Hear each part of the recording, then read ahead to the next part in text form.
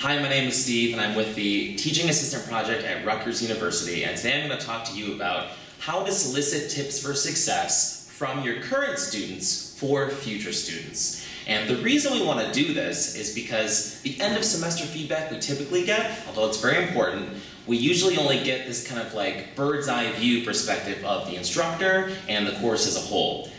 If we want to think about tips for future students, that's going to be different because we're basically asking the current students to think of their own peers, their experience with the class, and if they had to give advice to their peers taking the class in the future, what advice would they give them, okay? So how do you execute this whole technique? The first thing you want to do is probably do this towards the end of the semester, maybe in the last day of instruction, the day before the exam, the final exam. Usually what I do is I pass out a half sheet of paper, so it's less paper for everyone. Don't have a blank where they put their name, because you want their name on it, make it low stakes. And you pass out a sheet of paper, give them 5 to 10 minutes to just say, hey everybody, I really appreciate your feedback on this, and I want you to think of how you would give advice to future students taking this class, okay? So make it very clear that the feedback is not for you, it's for the benefit of their fellow students. After you do that, collect the feedback, and the next time you teach the class, maybe type up what you think are the highlights from all the tips. You're gonna have lots of tips, of course. Some students put 10, 15 tips.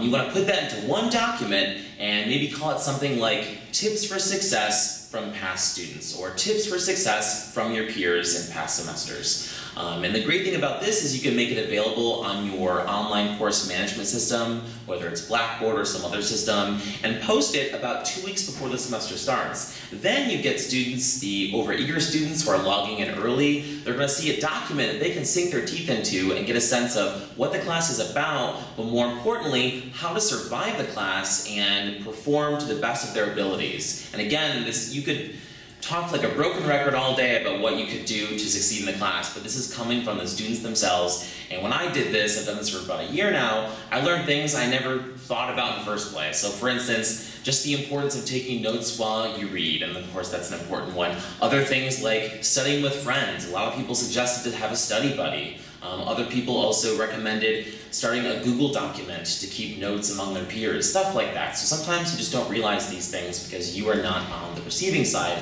of your teaching or a particular class. So that is one kind of quick way to solicit tips for success from current students for future students, and that's all for today.